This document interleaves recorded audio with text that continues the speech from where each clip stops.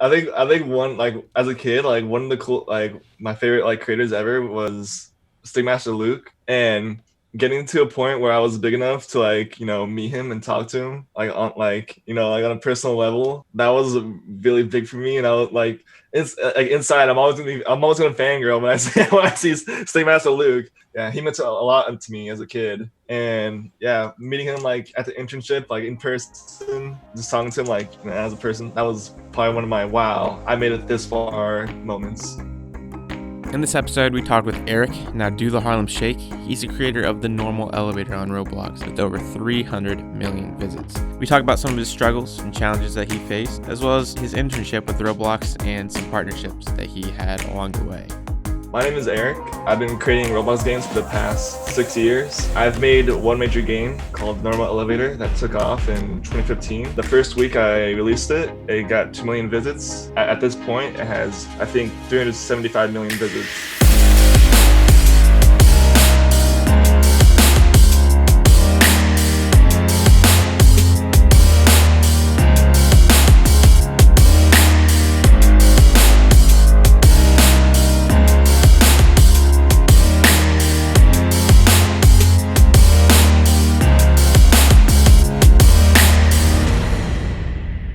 Back when like the player count was like on the front page was only like 2,000 or 3,000, right?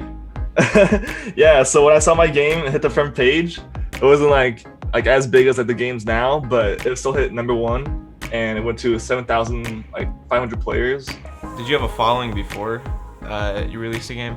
I had some people. I definitely didn't like make a huge name for myself, but I had a previous game called Blocks, which was my first ever game to hit 1 million visits. So I had that game, and then my name was just my name is now Do the Harlem Shake. So I kind of sniped a trend name, and yeah, it's a very familiar name that people can remember. We understand like I guess the basic Roblox side of you, but like what about the human side of you? Did you go to school for programming, or give some background on who you are as a person? I did some years of programming in my school, but it wasn't like until like later in like high school, like my senior year. I started playing Roblox in 2008, and my love for like gaming, like creating games, like went up the more I played Roblox. I saw people making cool games. I wanted to like do that. So that's how I started learning coding. BO3 Super Sniper asked, I've played the normal elevator since I joined Roblox in 2017. What made you want to make an elevator game that's not so normal? I started off with this game I made in 2014 called The Normal City. It was gonna be a normal city. As I started building the game, I had friends like come over and test it like every day basically, and I wanted to like scare them or like surprise them. So I'd have like a meteor like come out from the sky, or like them getting chased down like by my dog Poncho that I put in the game. And so it was something new every day, and eventually I liked that normal thing, like kept adding on to it. With the normal elevator, there's this game I saw on YouTube or on Gmod called Elevator Source, and it was just an elevator that went like to like different like scenes of like some like Gmod games. How hard is it to create a new floor, and what is a major drawback to adding new content? The main drawback is that like the more floors I add, like the more like people have to wait to get to their favorite floor. Maybe the floor that they're on like that I made is like isn't as good, but yeah, it's gonna take up like 30 to like maybe like a whole minute of their time for making them sit through it. How many floors do you have total? Oh god. No, I'm actually at like 34, 35 right now.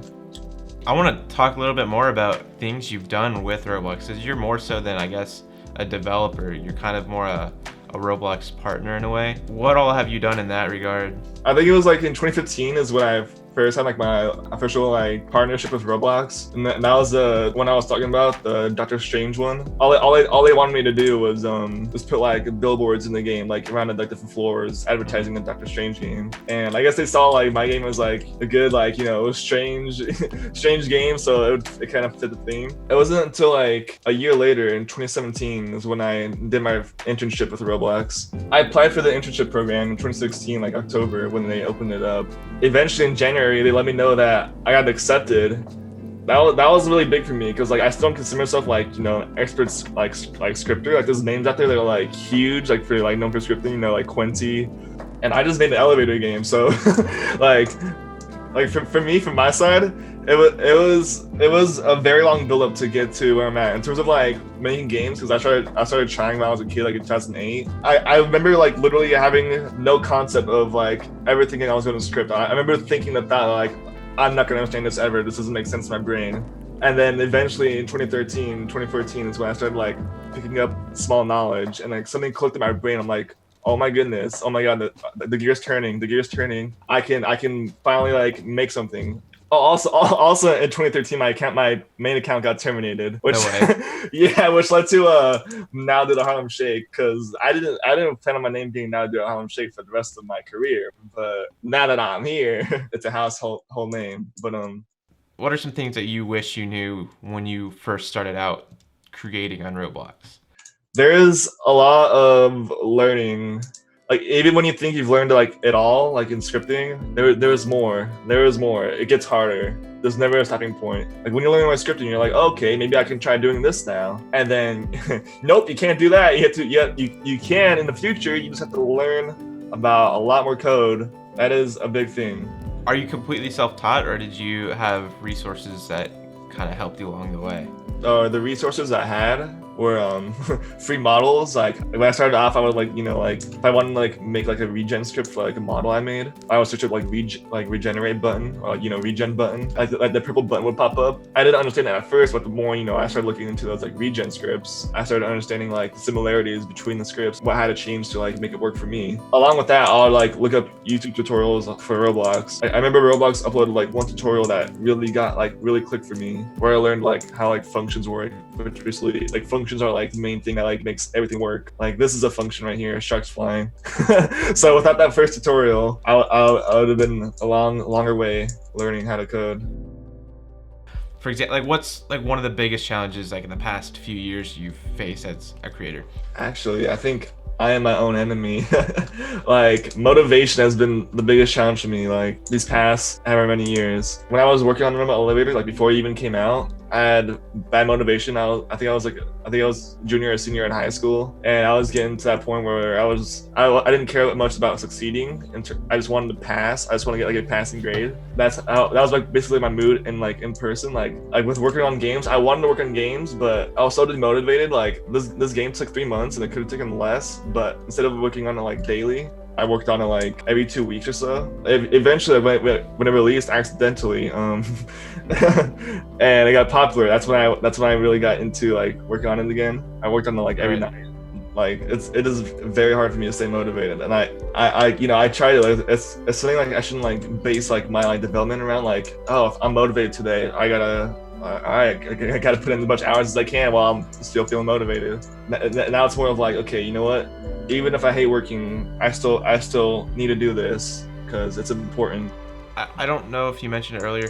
Are you financially like supported by this game? Is this like your quote unquote job in a way? Yeah, no. This game is my job. This is my career. I doubt you expected your career to be based off an elevator game. Yeah, they definitely not expected. Did not expect that at all to be off of Roblox, of course. Yeah, so I think like not having success like your first few tries is one of the biggest like demotivators that make you like not believe in yourself. People think like, all right, like I have this amazing idea. Let me bring that to life, and they bring it to life, and then like it doesn't turn out like how they think it would turn out. And that might like give them like a bunch of thoughts like, well, what if I'm not meant for this? Like, what if like I can't do this? That's just your own brain, like your own enemy, trying to talk you down to like not wanting to continue.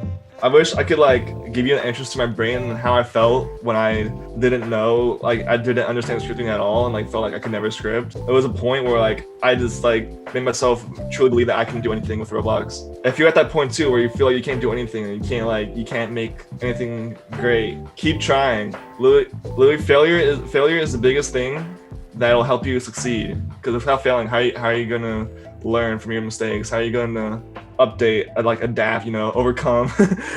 What would you consider your greatest achievement as a creator? Besides this game, this game is definitely like my biggest like achievement in terms of creating. I think one, like as a kid, like one of the cool, like my favorite like creators ever was Stickmaster Luke, and getting to a point where I was big enough to like meet him and talk to him like on a personal level, that was really big for me. And I would like it's like inside, I'm always gonna fangirl when I see Stay Master Luke. Yeah, he meant a lot to me as a kid, and yeah, meeting him like at the internship, like in person, just talking to him like as a person, that was probably one of my wow, I made it this far moments. Are you a Roblox toy yet? Do you have a Roblox toy? I do have a toy. You actually? Well, not my own character. It is a character for this game, a character that doesn't exist. But you know what? I'm looking for this. Hold on a second. There he is. Found him. Aha. Oh, I mean, yes. Listen, I love the toy. It is very beautiful. Like, thank you so much. Like, and Jasper did a good job. But whoever wanted the doorman for my toy instead of me, my character, that's okay. I forgive you. Well, do you have anything else you want to mention? Any advice? Anything to close this out? Please make me my own Roblox toy. I've been the same person since 2015. I've been okay, yeah. You know. I'll end it with some motivational. Okay. I gave up at one point. I was like, yep, I'm never doing this again. That was when I first got terminated. I kept going. My cousin helped me at that point. He told me to join Roblox again, and so that helped me. Me telling myself that keep going, don't give up, keep making games. That was the biggest thing to me. My own brain, my own part of my brain that dictates whether or not to work on a game. Just don't give up. If you give up, get back on your feet. That is like the biggest thing to me.